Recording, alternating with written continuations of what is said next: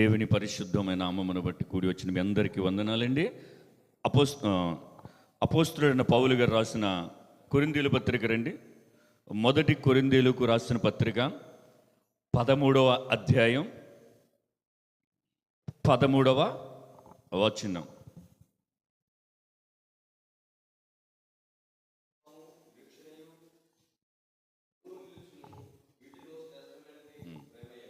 చూడండి, కాగా విశ్వాసము, నిరీక్షణ, ప్రేమ, ఈ మూడు నిలుచును, వీటిలో శ్రేష్టమైనదే ప్రేమయే. ఇది మనం చాలాసార్లు తరచుగా ఉంటున్న వర్తమానాల్లో విశ్వాసమును గురించి, నిరీక్షణ గురించి, ప్రేమను గురించి ఖచ్చితంగా మనం వింటాం. ఎందుకు? ఏ వర్తమానం అందించిన దైవజనుడు మనకి ఈ అర్థాలు అందులో ఉంటాయి, ఈ సారాంశం ఉంటుంది.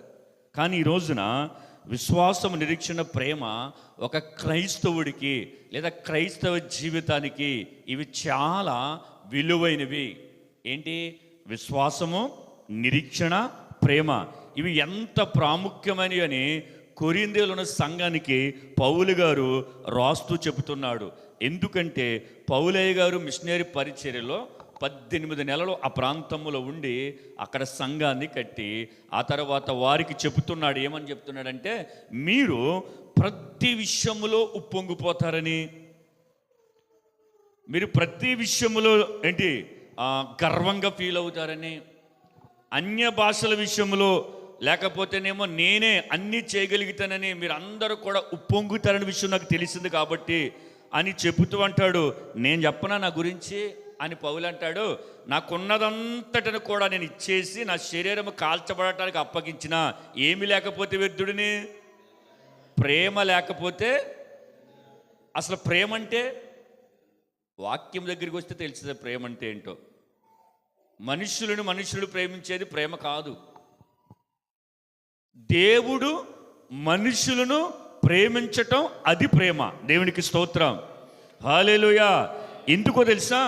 మనము దేవుని చేత ప్రేమించబడటానికే ఎంత కూడా మనము యోగ్యులము కాదు. దేవుడే మనల్ని మొదట ప్రేమించాడని వాక్యము చెబుతుంది.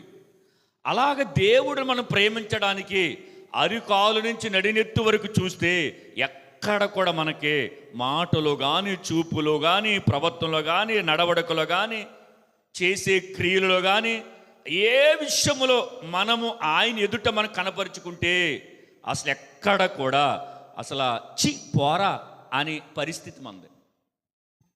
కానీ దేవుడు అలాగనకుండా మన ఎడల చూపించిన ప్రేమ నిజమైన ప్రేమ. దేవుడికి స్తోత్రం. అందుకే ఆ ప్రేమ శ్రేష్టమైనది, ఉన్నతమైనది, లాభకరమైనది. ప్రేమ లేకపోతే నేను వ్యర్థుడిని అంటున్నాడు పౌలు గారు. పౌలు గారు ఏమంటున్నాడు? ప్రేమ లేకపోతే నేను వ్యర్థుడిని. ఆ ప్రేమ మనం అనుకుంటే చాలామంది ఒక వ్యక్తి అవసరాలు తీరిస్తే ప్రేమ, నేను ఆ వ్యక్తిని పట్టించుకుంటున్నాను అది ప్రేమ, ఆ వ్యక్తి గురించి ఆలోచిస్తున్నాను అది ప్రేమ. ప్రేమ కాదు అది. ఎందుకో తెలుసా? అది మన అవసరాలను బట్టి, మన పరిస్థితులను బట్టి ఆనుకునే పద్ధతి. అది ప్రేమ అయితే కాదు. చెప్తాను చివరిలో. అయితే చూడండి, విశ్వాసము, నిరీక్షణ, ప్రేమ ఈ మూడు విషయాలు కనుక మనం చెప్తున్నాను కదా, మనం ఎప్పుడు వింటానే ఉన్నాము. అయితే దేవుడు మనతో ఒక కొత్త కోణంలో మాట్లాడును గాక. ఆమేన్, హల్లెలూయా. చూడండి, మొదటగా విశ్వాసం. అసలు విశ్వాసం అంటే ఏంటి? విశ్వాసం అంటే ఏంటి?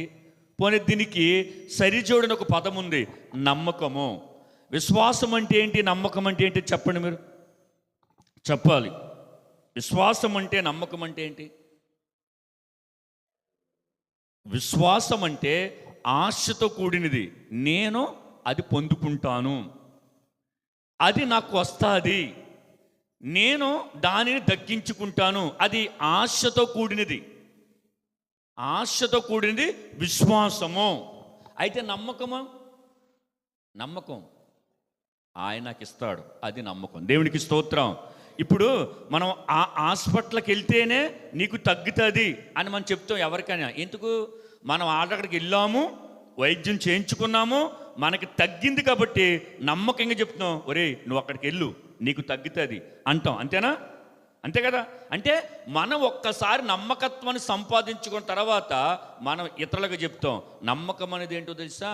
మనం ఖచ్చితంగా పొందుకుంటాం, ఆయన మనకు ఖచ్చితంగా ఇస్తాడు అన్నది. అందుకే చూడండి, విశ్వాసం అనేది క్రైస్తవుడికి చాలా అవసరమైనది. ఎబ్రీలు రాసిన పత్రికలోని 11 మొదట్లో ఒక మాట ఉంటుంది, చదివేసి రండి ఇక్కడికి. విశ్వాసం అనేది నిరీక్షింపబడి వాటి యొక్క నిజ స్వరూపమును అదృశ్యమైనవి ఉన్నవనుటకు రుజువునై ఉన్నది. నా వేపించాడని విశ్వాసం అనేది అదృశ్యమైనవి ఉన్నవి. అంతేనా? అక్కడ అలాగుందా? మళ్ళీ చదవండి. విశ్వాసం అనేది అదృశ్యమైనవి ఉన్న ఒకటుకు రుజువులై ఉన్నాయి. చూడండి, పరలోకం ఉంది, అవునా? మనం చూసామా? నరకం ఉంది, మనం చూసామా? దేవుడిని మనం చూసామా? మనం ఏదైతే అదృశ్యమైనవి ఉన్నాయో, అంటే కనబడని ఉన్నాయో, అవి మనకు దృశ్యమైనట్లుగా, అంటే మనకు కళ్ళకు కట్టినట్లుగా ఒక రోజు మనం చూడగలుగుతాము అన్న విశ్వాసము మనకు ఉండాలి. దేవునికి స్తోత్రం, హల్లెలూయా. ఖచ్చితంగా మనము మన కళ్ళెదుట ఉన్న వాటి మీద కాదు విశ్వాసం. ఇప్పుడు పరలోకం ఉందని విశ్వాసం లేకపోతే పరలోకానికి ప్రయాణం ఎందుకు? మనం చచ్చిన తర్వాత పరలోకం వెళ్తామని భక్తి చేస్తున్నాం, అవునా? మన పరలోకమునికి వెళ్ళటం కొరకే శ్రమలు, పరలోకమును వెళ్ళటం కొరకే నిందలు, దేవుడి దగ్గరికి వెళ్ళటం కొరకే. మరి దేవుడిని మనం చూసామా? విశ్వాసం అది నిరీక్షించబోవుదానికి రుజువై ఉన్నది. అది మనం ఏదైతే మనం చూడలేదో దానిని మనం దక్కించుకోవటానికి ఆశతో అపేక్ష కలిగి జీవించడము విశ్వాసమును. కానీ ఈ విశ్వాసాన్ని చాలామంది క్రైస్తవులు ఎలా మార్చేశారు చెప్పండి? విశ్వాసమును చాలామంది భక్తులు ఎలా మార్చేశారు? అరే, పర్యాయ పదం ఉంది కదా, వ్యతిరేక పదం ఏది? అవిశ్వాసం. విశ్వాసానికి అవిశ్వాసానికి ఎప్పుడు కూడా ఘర్షణ జరుగుతుంది. ఆత్మకు శరీరమునకు, పరిశుద్ధతకు పాపమునకు, మంచోడికి చెడ్డోడికి, పరలోకమునికి భూలోకానికి, నీతికి యథార్థతకి, చీకటికి వెలుగుకి ఏంటి ఎలాగైతే వైరం ఉంటుందో విశ్వాసికి అవిశ్వాసికి అలాగే ఉంటుంది. అందుకే ఒక చోట ఉంటుంది, విశ్వాసి అయిన నీవు ఎవరితో పొత్తు? అవిశ్వాసతో పొత్తేటి? మనం అనుకుంటాం అలాగన్నాడేంటి అని అంటే, అవును, వాడు పరలోకాన్ని నమ్మడు, దేవుడిని నమ్మడు, ఉన్నాడన్న నమ్మడు, రాకడుందంటే నమ్మడు, వాక్యము దేవుడంటే నమ్మడు, వాడు ప్రతిది కూడా అవిశ్వాసాన్ని చూపిస్తాడు. వాడితో మనం పొత్తు పెట్టుకుంటే, నేను ఎప్పుడు అంటారు కదా, సరైన ప్రార్థన జీవితం లేకపోతే వాడు పడిన స్థితి కంటే ఇంకా కింద స్థితికి మనం పడిపోతాం. కాబట్టి మనము విశ్వాసం కలిగి ఉండాలి. నిరీక్షించబడిపోతున్నది అది అదృశ్యమైనది, ఒకరోజు నా కళ్ళకు కట్టినట్లు పరలోకం కనబడుతుంది. అప్పుడు అనిపిస్తుంది, నా విశ్వాసానికి తగిన ఫలం దొరికిందిరా అని అనుకుంటాం మనం. దేవునికి స్తోత్రం. అయితే అవిశ్వాసము అనే విషయానికి వస్తే, మన పితరులు ఎవరు? ఇశ్రాయేలులు. వారు దేవుడి యొక్క అద్భుతమైన కార్యాలు చూసారా లేదా? సముద్రము 2 పాయలైపోయింది చూసారా లేదా? మేఘము నడిచింది చూసారా లేదా? పూరేళ్ళు సముద్రములో నుంచి వచ్చి మోకాళ్ళు లోతు పాళెములో పడిపోయి వాళ్ళు తిన్నారు చూసారా లేదా? అనుభవించారు. మోషేతో దేవుడు మాట్లాడుతున్నప్పుడు ఆ కొండ మేరన చెవులు మూసుకొని కళ్ళు మూసుకుని మోషే కొండ దిగి వచ్చేంతవరకు గడగడగడలాడిపోతూ, మోషే మేము మాట్లాడమా దేవుడితో, నువ్వే మాట్లాడు, మేము చచ్చిపోతాము అని అన్నారు వాళ్ళు. దేవుడు ఒక స్వరముని విన్నారు, ఆయన మాటని విన్నారు. ఇంకా మీకు బాగా చెప్పాలంటే కోరాహు, అభిరాదాము అండి ఓను వీళ్ళు ఏం చేశారు?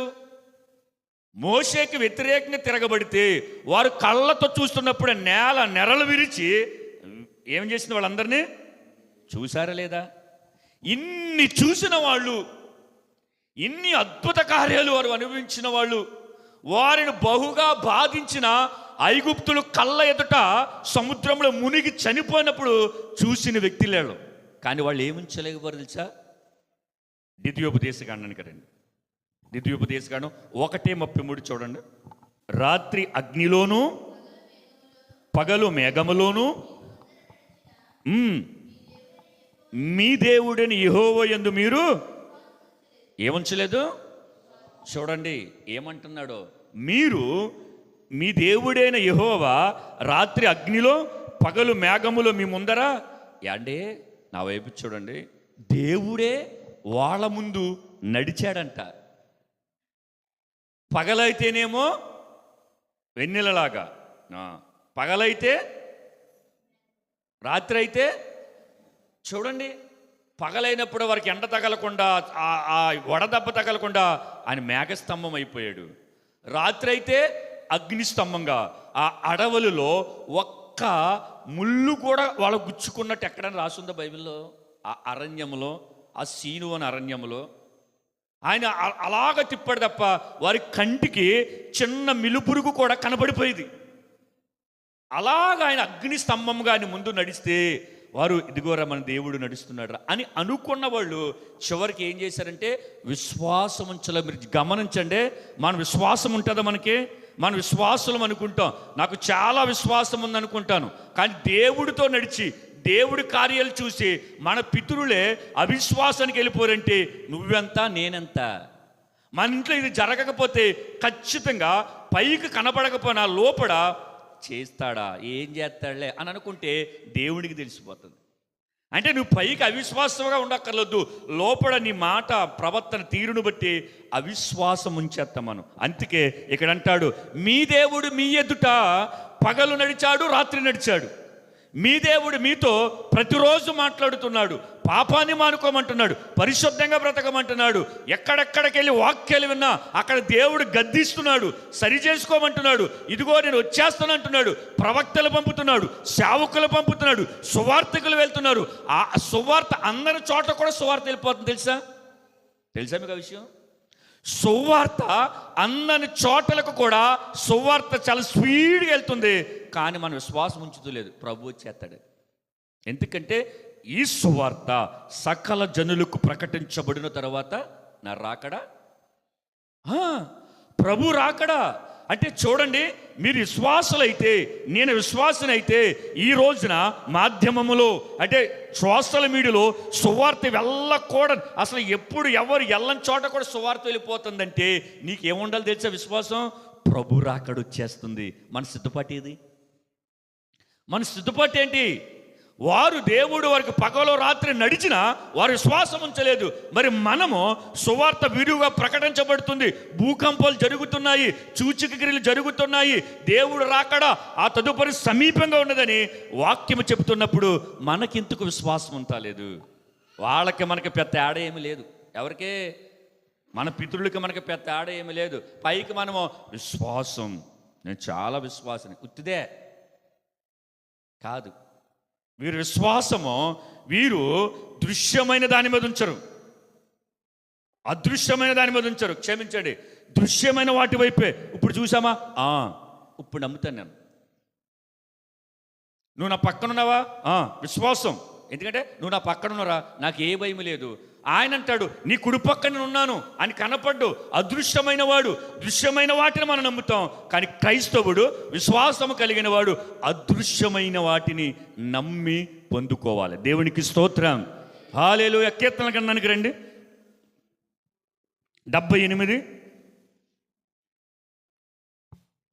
మూలవాక్యాన్ని మీరు అలాగే మనస్సులో పెట్టుకోవాలి. 78:22. వారు ఎవరు అంటే వారు, లేదా ఇక్కడ మనమని కూడా పెట్టుకుందాం. దేవుని యందు విశ్వాసం ఉంచకపోయిరి, ఆయన దయచేసిన రక్షణ యందు నమ్మిక ఉంచలేకపోయారు. ఇప్పుడు మనకు రక్షణ ఎలాగొచ్చింది చెప్పండి? మనకు రక్షణ ఎలాగొచ్చింది? యేసుక్రీస్తు వారు సిలువలో ప్రాణమును పెట్టి మనకు రక్షణ అనుగ్రహించాడు. ఇప్పుడు ఆయన రక్తము చిందిస్తే కానీ రక్షణ రాలే, ఆయన అవమానాలు పొందితే కానీ మనకు రక్షణ రాలే, ఆయన ఒంటి మీద గాయాలు పొందితే కానీ రక్షణ రాలా. ఆయన గాయాలలో నుండి మనకు స్వస్థత వస్తుంది. అండ్ అవమానాల్లో ఎన్నో ఇరుకులు ఇబ్బందులు ఆయన హేళన దూషణ ప్రతి కరమును ఆయన అనుభవించుకుంటూ మనకేమిచ్చాడు తెలుసా? రక్షణ ఆనందాన్నిచ్చాడు. దేవునికి స్తోత్రం. మనకేమో రక్షణ ఏమి ఊరికి రాలేదు. మీరు అనుకుంటారు నీటిలో ఇలా ముంచేగానే పాస్టర్ గారు పైకి లేపగానే నేను రక్షించబడ్డాను అనుకుంటున్నారు చాలామంది. అది రక్షణ ఊరకనే రాలేదండి. క్రీస్తు రక్తము చిందిస్తే, దేవుడు సింహాసనమును విడిచిపెడితే, ఆయన మహిమపరచబడుతున్న ఆ అత్యధికమైన మహిమలో నుండి ఈ లోకానికి వచ్చి తిట్టించుకున్నాడు, కొట్టించుకున్నాడు, ద్వేషించుకున్నాడు, అసహించుకున్నారు అందరూ. ఆయన ఎందుకో తెలుసా? నీకు నాకు రక్షణ ఇవ్వటం కొరకు. దేవునికి స్తోత్రం. రక్షణ ఏమి ఊరికని రాలేదు మనకి. రక్షణ ఏమి మనకేమి ఊరికని రాలేదు. చాలామంది రక్షించబడి లోకంలో కలిసిపోతూ ఉంటారు. అదేదో ఉచితంగా వచ్చిందేమని. మనం కృపచేతనే రక్షించబడ్డాం, నేనేం కాదనను. మరి కృప దుర్వినియోగం ఎందుకైపోతుంది మనలో? కృప విలువ తెలిసినోడు, కృప యొక్క విలువ ఎరిగినవాడు ఖచ్చితంగా ఆయన యందు విశ్వాసం ఉంచుతాడు. దేవునికి స్తోత్రం. హల్లెలూయా. నేను ఏదైనా మీకు ఇచ్చి ఇది నాకు లేదు, నీకోసం కష్టపడి నేను కొని తెచ్చాను అని ఒక వస్తువు మీకు ఇస్తే దాన్ని మీరు ఎంత భద్రంగా పెట్టుకుంటారు? లేదా మీరు కొనుక్కున్న వస్తువు చాలా క్లిష్టమైన పరిస్థితులు లేని సమయంలో రూపాయి కూడగట్టుకుని కొనుక్కున్న వస్తువుని మీరు ఎంత జాగ్రత్తగా కాపాడుకుంటారు కదా? మరి రక్షణను ఎందుకు కాపాడుకోలేకపోతున్నాం మనము? క్రైస్తవుడికి రక్షణ ఎలా పోతుంది చెప్పండి? పరిశుద్ధుడైన దేవుడు మన కొరకు రక్షణ అంటే పాపములోని మన పరిశుద్ధతలను తీసుకొచ్చి ఆయన మనలను సంఘములో పరిశుద్ధులతో నీతి మార్గములో యథార్థమైన మార్గములో ఆయన నడిపించుకుంటూ ఈ వాక్యమును దివారాత్రులు నువ్వు ధ్యానించు, నువ్వు ధన్యుడువు అని మనకి చెప్పినప్పుడు ఆయన మాటలు, ఆయన ఆజ్ఞలను, ఆయన కట్టడలను మనం గైకొనకపోవటం వల్ల మరల రక్షణను పోగొట్టేసుకుంటున్నాం మనం. తెలుసా? ఆయన కట్టడలను, ఆయన ఆజ్ఞలను ఎవడైతే అనుసరిస్తాడో ఆయన అనుగ్రహించిన రక్షణ యందు వాడికి నమ్మిక ఉంటుంది. అప్పుడు వాడు విశ్వాసంలో స్థిరపరచబడతాడు. ఎలా చెప్పనా? నేను ఎక్కడైనా సరే నీ రక్షణ ఆనందాన్ని, నీ రక్షణ వస్త్రాలను పోగొట్టుకునే స్థలానికి నిన్ను ఎవడైనా నడిపిస్తే నువ్వేం చెప్పరు తెలుసా? నాకు అనుగ్రహించబడిన రక్షణ ఎంత విలువైందో తెలుసా? నేను రాను. నా కొరకు దేవుడే చనిపోయాడు, నా కొరకు దేవుడే ప్రాణమును పెట్టాడు, నా కొరకు దేవుడే అప్పగించుకున్నాడు.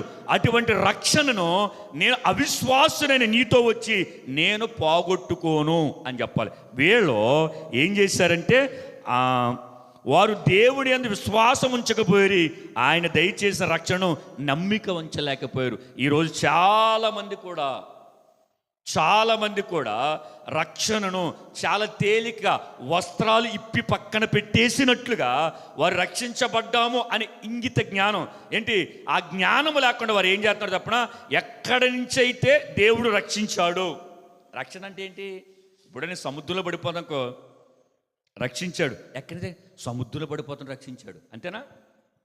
నేను అగ్నిగుండంలో పడిపోనుకో, ఇల్లు కాలిపోతానుకో, నన్ను వచ్చి మీరు ఎవరైనా రక్షించారనుకో, ఎక్కడి నుంచి రక్షించారంటే ఏం చెప్తారు? ఇల్లు కాలిపోతుంటే ఇంట్లో నుంచి రక్షించారు. లేదా 2 వాహనాల మధ్య నలిగిపోతే ఆ వ్యక్తి చచ్చిపోయే పరిస్థితులు అనుకో, త్వరగా వెళ్ళి మనం ఆ వ్యక్తిని కాపాడామనుకో ఏం చెప్తాం? లారీ వచ్చి నన్ను గుద్దేస్తుంటే అందులో నుంచి నన్ను రక్షించారు. అలాగా ఇప్పుడు మనకు అనుగ్రహించబడిన రక్షణ లోకములో పాపములో శరీరేచ్ఛలతో మనం నాశనమైపోయి మనం సర్వము కోల్పోయి ఇంకా మనకి ఏ ఆశ లేదు, ఎవరు మన కొరకు వస్తారు, ఎవరు మనం రక్షించాలని చీకటిలో అంధకారములో కూర్చున్న వారి మీద ఆయన వెలుగే ప్రకాశించాడని యెషయా గ్రంథం చెబుతుంది. దేవునికి స్తోత్రం. చీకటిలో ఉన్న వారికి ఆయన వెలుగు ప్రకాశించాడు. అటువంటి రక్షణను మనం పొందినప్పుడు ఇప్పుడు మనల్ని ఎవరైనా అడిగినప్పుడు నువ్వు రక్షణ అంటున్నావు ఎలాగరా అంటే అప్పుడు చెప్పాలి మనం, నేను పాపములో ఉన్నప్పుడు నా దేవుడు నన్ను రక్షించాడు. దేవునికి స్తోత్రం. నేను చీకటిలో ఉన్నప్పుడు నన్ను రక్షించాడు. దేవునికి స్తోత్రం. నేను మరణపు పాశములో చుట్టుకుని ఇంకా నా జీవితం అయిపోయింది అనుకున్నప్పుడు మరణములో నుండి ఆయన రక్షించాడు అని చెప్పాలి. అది రక్షణ. అన్నిటికంటే ఇంకా విలువైనది నీ ఆత్మ, నా ఆత్మ నిత్య నరకానికి వెళ్లకుండా ఆయన ఆత్మను దేవుడైన తండ్రికి అప్పగించుకున్నాడు. దేవునికి స్తోత్రం. మరి చెప్పండి ఇప్పుడు విశ్వాసం ఉంచాలా వద్దా? అంటే మనం ఇప్పుడు తాకు ఉంచే విశ్వాసం కాదు.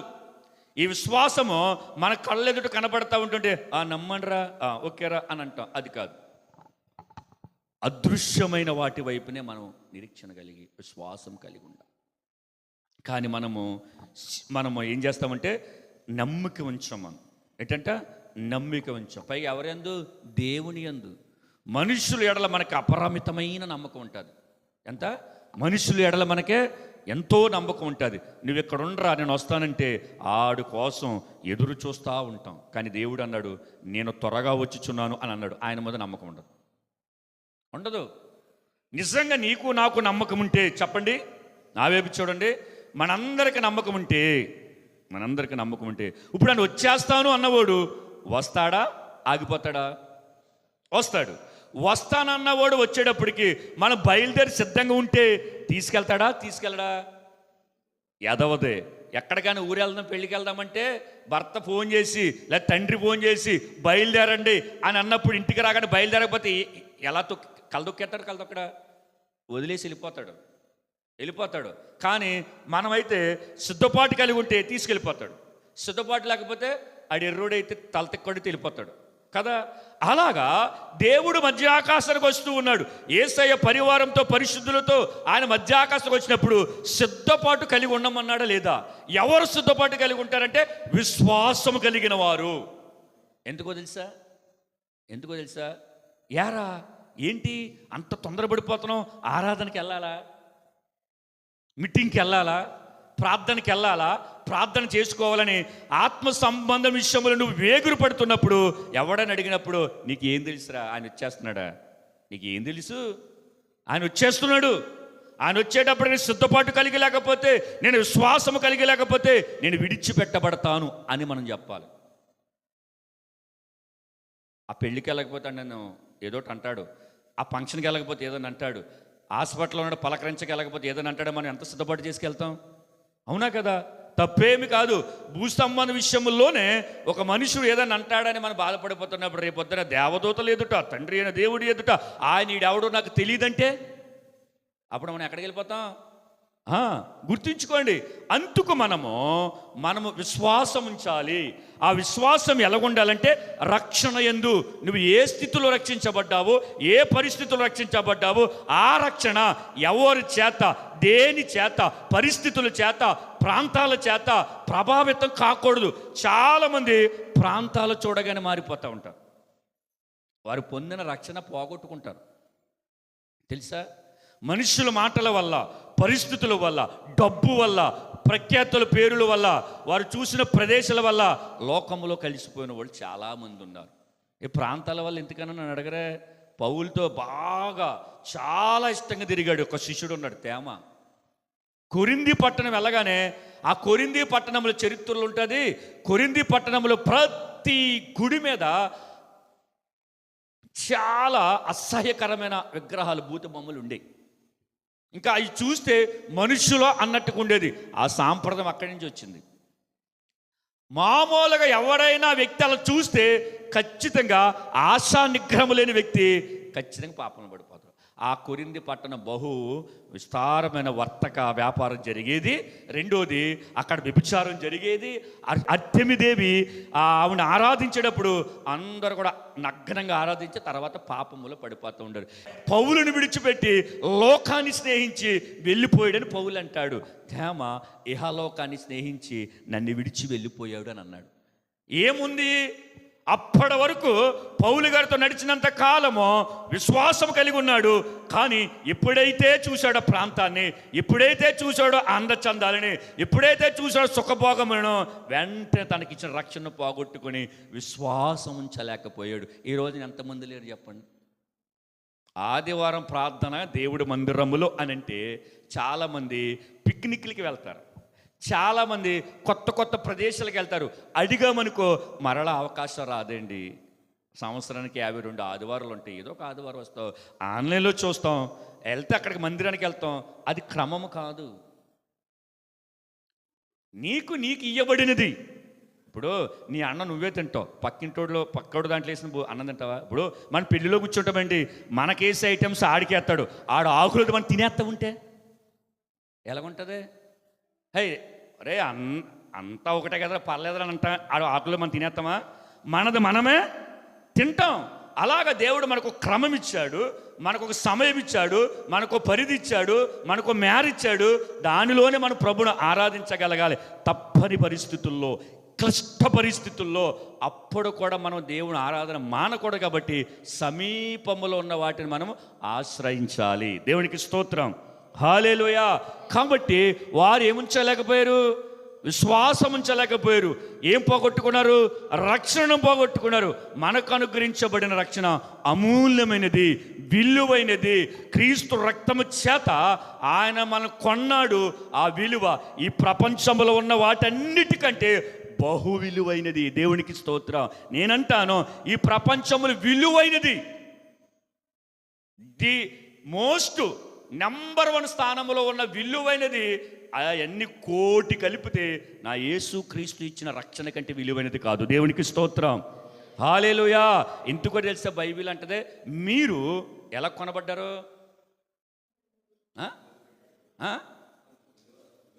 విలువ పెట్టి కొనబడిన వారని ఉంటుంది. విలువ అని అంటే ఏంటి అనుకుంటున్నారు? ఈ ప్రపంచంలో ఇంకా దేనికి లేదా విలువ. అంత గొప్ప విలువ చేత నువ్వు నేను కొనబడ్డాం కదా, విమోచించబడ్డాం కదా. మరి మనం ఎందుకు విశ్వాసం ఉండదు? అంటే ఇప్పుడు ఉండి తర్వాత పోయే విశ్వాసం కాదు. ఎప్పటి వరకు అంటే విశ్వాసము ఆయన మధ్యాకాశానికి వస్తాడు, నన్ను తీసుకుని పోతాడని కనుక విశ్వాసం కలిగి ఉంటే ఆ విశ్వాసం స్థిరుడుగా చేస్తాడు. దేవునికి స్తోత్రం. మత్తయికి రండి, ఇంకో విశ్వాసం చూపించి మీకు ముందుకు వెళ్ళిపోతాను. మత్తయి 8:10 త్వరగా చూడండి. యేసు ఈ మాట విని ఆశ్చర్యపడిపోయి వెంట వచ్చుచున్న వారిని చూసి, ఇశ్రాయేలీలో నేను ఎవరికైనా ఎంత విశ్వాసం ఉన్నట్లు చూడలేదని. మీరు నా వైపు చూడండి. ఎవరి మాట అన్నారు? ఇప్పుడు నేను అంటాను, ఆడికి చాలా విశ్వాసం అని నేను అన్నాను అనుకో, వీడికి ఏం తెలుసు, పక్కకు పోతే ఆడు ఎలా పోతుంటాడు, వీడికి ఏం తెలుసు, ఆడు చాలా మంచివాడు అని అన్నాను అనుకో, వీడికి పాపం ఏం తెలదా, వీడి దగ్గర నుంచి ఇంకో ఊరికు అక్కడ ఎలా పోతాడో వీడికి తెలదు. అంటే నాకు తెలీదు, అయినా నేను వాడి ప్రవర్తన బట్టి వీడు మంచోడు అని సర్టిఫికేట్ ఇస్తాను. కానీ నా వైపు చూడండి, యేసుక్రీస్తు ప్రభులు వారు వీడు మంచోడు అని అంటే మంచా చెడ్డా చెప్పండి? ఎందుకంటే ఆయన భూత వర్త భవిష్యత్తు కాలంలో ఉన్నవాడైనా, ఆయన హృదయ ఆలోచనలు ఎరిగినవాడు. పరిసయ్యులు సద్దుకలు ఏం మాట్లాడుకుంటారో చెప్పేసేవాడైనా. పరిసయ్యులు సద్దుకలు ఏం ఆలోచించారు, గోడ అర్థకాలం ఆలోచనలు కూడా చెప్పేసేవాడైనా. అటువంటిది ఈ శతాధిపతి వచ్చినప్పుడు, ఇదిగో ఇశ్రాయేలీలో నేను ఇంత విశ్వాసం ఉన్నట్లు చూడలేదు అని అంటే ఎంత గొప్ప విశ్వాసం కలిగి ఉన్నాడు చెప్పండి. ఆ వ్యక్తి అన్యుడైన వాడు చెప్పాలి. ఏమంటాడంటే, ఒక దాసుడు ఉంటాడంట, ఆయనకు ఒక 100 మంది ఉంటారు. అందులో ఒకడు కాయల పడిపోతూ ఉంటాడు, ఆడొక చచ్చిపోయిన పరిస్థితుల్లో ఉంటాడు. అప్పుడు ఈయనకి తెలిసింది, ఆ నోట ఈ నోట యేసు ప్రభుల వారు స్వస్థతలు చేస్తాడంట అని. ఆయన దగ్గరికి వచ్చి, ఈయనకి ఏమీ జరగలేదు, వీళ్ళ ఇంట్లో ఏమీ జరగలేదు, ఈయన ఏమీ పొందుకోలేదు, ఈయన చూస్తుండగా ఏమీ కూడా జరగలేదు, విన్నాడంతే విశ్వాసం ఉంచేశాడు. దేవునికి స్తోత్రం. విన్నాడంతే యేసు ప్రభుల వారి గురించి ఈ అధికారి విని విశ్వాసం ఉంచి అప్పుడు ఏమంటాడు తన దగ్గరికి వెళ్ళి, నాకు ఒక దాసుడు, నాకు 100 మంది ఉన్నారు, ఒకడు చనిపోయే పరిస్థితుల్లో ఉన్నాడు, స్వస్థపరచబడాలి, కాబట్టి ఆ వ్యక్తి కొరకు నీ యొద్దకు వచ్చాను అని అడుగుతాడు. మీరు గమనించండి, ఈయన అధికారి అయ్యుండి, ఒక మంచి హోదా కలిగిన వ్యక్తి అయ్యుండి,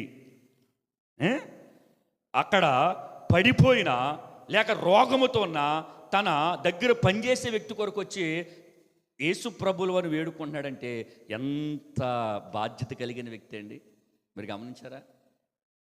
తన దగ్గర పనిచేసే వ్యక్తి కోసం ప్రార్థన చేస్తున్నాడు, ప్రాధేయపడుతున్నాడు, అర్జిస్తున్నాడు. మనము మన ఇంట్లో వాళ్ళ కొరకే ప్రార్థన చేయం, మనము మన చుట్టూ ఉన్న వారి కొరకే ప్రార్థన చేయం, మనము మన సంఘంలో ఉన్న పిల్లల కొరకే ప్రార్థన చేయం. ఇంకా భయంకరమైన జాడ్యం చెప్పిన, మనము మన కోసమే ప్రార్థన చేసుకోం. అవునా కదా? మరి ఇతనేంటి, తన పనివాడి కోసం వచ్చి ప్రార్థన చేస్తున్నాడు తెలుసా? నా దాసుడు స్వస్థపరచబడాలి, నా పనివాడు బాగుపడాలి, నా పనివాడు రక్షించబడాలి, నా పనివాడు లేచి తన పని తను చేసుకోవాలి. అయ్యా ఇది నీ వల్ల జరుగుతుందని యజమానుడు వచ్చి దాసుడు కోసం, యజమానుడు వచ్చి పాలేరు కోసం, యజమానుడు వచ్చి తన దగ్గర కూలికి కుదుర్చుకున్నవాడి కోసం వచ్చి ప్రార్థన చేస్తున్నాడంటే ఎంత గొప్ప నమ్మకమైన వాడండి. దేవునికి స్తోత్రం. హల్లెలూయా. అంటే చదువుకుంటా వెళ్ళిపోతావు, కానీ అధికారి దగ్గర ఒకసారి ఆగండి. ఎంత నమ్మకమైన వాడు. ఒరే నీ జీతం ఎత్తున్నాను, నీ పని నువ్వు చేసుకో. అయ్యా ఇంకో కొద్దిగా జీతం ఎత్తే నేను వైద్యం ఇవ్వను, నీకు ఇదే ఎక్కువ అని వాళ్ళు లేరా? ఉన్నారు. కానీ ఇతను చూడు, పని కట్టుకుని ఆయన రథం వేసుకుని ఆయన గుర్రం ఎక్కేసి యేసు ప్రభుని వెతుకుని ఆయన దగ్గరికి వచ్చి మోకాళ్ళు ఉండి అని అడుగుతున్నాడు, నా దాసుడు స్వస్థపరచబడాలి అని. పనేటండి, పెద్ద అధికారి, కొన్ని లక్షల కోట్ల ఆస్తి ఉంటుంది. చెప్పండి, దానికి మనకి ఏం నేర్పుతుంది చెప్పిన పాఠం? మనం అందరి కొరకు ప్రార్థన చేయాలి, అందరి కొరకు విజ్ఞాపన చేయాలి. ఎక్కడ చేయాలి? 4 గోళ్ల మధ్యన చేయాలి. చాలామంది మామూలుగా ఇలాగ ఓపెన్ ప్లేస్లో అక్కడక్కడ ఉన్నప్పుడు ప్రార్థన చేస్తూ ఉంటారు. తప్పేమి కాదు, కానీ మనము ఖచ్చితంగా దేవుడి దగ్గర మొర్రపెట్టాలి. పెడుతూ అంటాడు, యేసు ప్రభుల వారు అన్నాడు, సరే నేను వస్తాను అని అనగానే అప్పుడు అంటాడు, నీవు నా ఇంటి కొత్తకి చెప్పాలి పాత్రుడు కాను, కానీ నువ్వేమిస్తే చెప్పాలి, నువ్వేమిస్తే తైలం బాటిల్ ఇస్తేనా చెప్పాలి, ఏమిస్తే మట్టి ఎట్టుకెళ్తేనా, మట్టి చాలామంది మట్టి ఎట్టుకెళ్తున్నారు ఇప్పుడు. అలాగా ఏమిస్తే నోటి మాట సెలవిస్తే చాలు అని అన్నాడు. అంటే అతనికి తెలిసింది వాక్కు వెల్లుడు ఒక త్రోవన ఏం కలుగుతుంది? కీర్తనలో ఒక మాట ఉంటుంది, ఆయన వాక్కును పంపించి వారిని బాగు చేసెను, వారు పడి ఉన్న కుంటలో నుంచి వారిని పైకి లేపునని ఉంటుంది. దేవునికి స్తోత్రం. ఈ మాట అనగానే యేసయ్య గుండెల్లో స్థానం సంపాదించేసుకున్నాడండి. యేసయ్యే ఆశ్చర్యపోయాడు, దేవుడే అబ్బురుపరచబడిపోయాడు. అంటే ఏంటి ఇంత విశ్వాసం? నా వెనకాల తిరిగిన వాళ్ళకి లేదే, నాతో ఉన్న వాళ్ళకి లేదే, నా కుటుంబస్తులకి లేదు, నా పిల్లలకి లేదు, ఎవరికి లేదు. ఇంత విశ్వాసము ఎలాగొచ్చిందంటే చూడండి, ఆ వ్యక్తి వచ్చి ప్రాధేయపడుతున్నాడు, ఇది నీ వల్ల మాత్రమే సాధ్యమని. అప్పుడు యేసు ప్రభుల వారు అంతటి విశ్వాసం చూసి, ఎంతటి విశ్వాసం చెప్పండి, ఎంతటి విశ్వాసం? నేను ఎవరో తెలియదానికి, కానీ త్రోసేయుడు ఖచ్చితంగా ప్రభువా అని ఆయన దగ్గరికి వెళ్తే ప్రతి ఒక్కరక్కరతో తీరుస్తాడని ఎప్పుడు రాని ఒక అధికారి యేసే దగ్గరికి వచ్చి, ఏ అధికారి ఏ దాసుడి కోసం చేయని విజ్ఞాపన చేసి, అయ్యా నువ్వు రావద్దు కానీ నువ్వేమిస్తావు? ఒక్క మాట మీరు గమనించండి.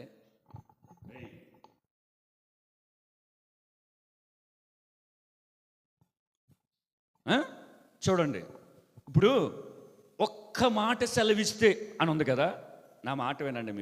మీరు ఎన్నిసార్లు దేవుడు మాట్లాడినా, మనం ఎన్నిసార్లు వాక్యాలు విన్నాం, ఎన్నిసార్లు యూట్యూబ్లో ప్రసంగాలు విన్నాం, ఎన్నిసార్లు బహిరంగ సభలకు వెళ్ళాం, ఎన్నిసార్లు వ్యక్తిగతంగా వాక్యాలు చర్చించుకున్నాం. మన బ్రతుకు కానీ, మన ఆత్మీయ స్థితి కానీ, మన ప్రార్థన కానీ, వాక్య ధ్యానము కానీ ఏమన్నా మారిందా? ఎవరికైనా సార్వత్రిక విస్తారమైన వాక్యాలు వినేస్తూ ఉంటారు. మరి ఆయన మాట శక్తి లేనిదా? వింటున్న నువ్వు శక్తి లేనుడవా? చెప్పాలి. అర్థమైందా మీకు? మనం చాలా ఈయన ఒక్క మాట సెలవిస్తే చాలు అన్నాడు. మనం ఎన్ని మాటలు వింటున్నా మన బ్రతుకు మారతలేదే, మన ప్రార్థన మారతలేదే, మన క్రమం మారతలేదే, అబద్ధాలు ఆడుతున్నాము, పాపాన్ని చూస్తున్నాము, రహస్యంగా ప్రేరేపించబడుతున్నాము, దేవుడికి విలువ ఇవ్వలేకపోతున్నాము, దేవుడికి ఇవ్వవలసింది ఇవ్వలేకపోతున్నాము. చాలా మన దాంట్లో మైనస్లు ఉన్నాయి. మరి ఎన్ని మాటలు విన్నా కానీ మన బ్రతుకు మారలేదంటే అర్థం ఏంటి చెప్పండి? ఏమి లేదు, విశ్వాసం లేదు. విశ్వాసం లేకే మనము దేవుని దగ్గరికి వస్తున్నాము కానీ పొందుకోలేకపోతున్నాం. దేవునికి స్తోత్రం. ఇతడు అంటున్నాడు, ఒక్క మాట మాత్రం సెలవిస్తే చాలు. అయ్యి బాబోయ్, ఏం విశ్వాసం అండి! ఒక్క మాట మాత్రమే. నేను అంటాను, ఇతనికి ఇశ్రాయేలు జనాంగము లేడు, వాళ్ళ వంశస్థుడు కాదు, పోనీ మేఘం కింద నడిచినోడు కాదు, సముద్రము చీలిపోతే మధ్యలో నడిచినోడు కాదు, ఈ పూరేళ్ళు తిన్న బ్యాచ్ కాదు.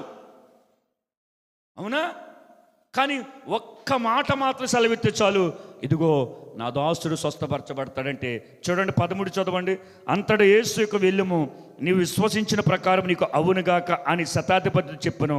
ఆ గడియలోనే అతని దాసుడు, చూడండి, వెళ్ళిపో అన్నాడు. మళ్ళీ ఏంటి తగ్గుతుందంటారా? మనం అంటాం కదా, డాక్టర్ దగ్గరికి వెళ్తే ఇది వాడితే తగ్గిపోతుంటారండి, తగ్గాక మానేమంటారా, మళ్ళీ రమ్మంటారా అని మనం అక్కడ అడుగుతాం. కానీ ఈ దాసుడు ఆయన వెళ్ళిపో అన్నాడు, అంతే, టైం చూసుకున్నట్టుకున్నాడు, వెళ్ళిపోయాడు. మరలా అడగలేదు.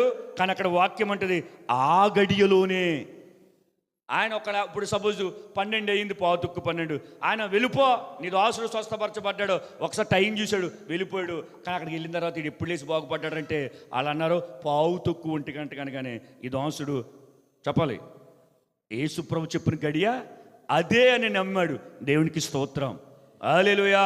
అంటే విశ్వాసము ఏ స్థాయిలో ఉంది వ్యక్తికి చూడండి, మనకి ఏ స్థాయిలో ఉందో ఆలోచించండి. విశ్వాసం అనేది కనుక మనం పెంచుకోకపోతే అది అలాగే ఉండి కిందకు వస్తే ఏమైపోతుంది? అది చెప్పరమ్మా. విశ్వాసాన్ని పెంచుకోకపోతే అది తగ్గిపోతే ఎక్కడికి వెళ్ళిపోతాం? విశ్వాస పడిపోతే ఎక్కడ పడిపోతాడు? నీతిమంతుడు పడిపోతే ఎక్కడ పడిపోతాడు? అనీతిమంతుడు అయిపోతాడు. పరిశుద్ధుడు పడిపోతే ఎక్కడ పడిపోతాడు? పాపములో పడిపోతాడు. వెలుగులో ఉన్నవాడు పడిపోతే ఎక్కడ పడిపోతాడు? చీకట్లో పడిపోతాడు. ఇది మీకు ఈ మాత్రం కూడా అర్థమవుతలేదా? కాబట్టి విశ్వాసం అనేది వాక్యము చెబుతుంది, అది మనకెంతో అవసరమైనది. దేవునికి స్తోత్రం. విశ్వాసం అనేది నీవు పోయేంత వరకు, ప్రభు రాకడొచ్చేంత వరకు నిలుస్తుంది. దేవునికి స్తోత్రం.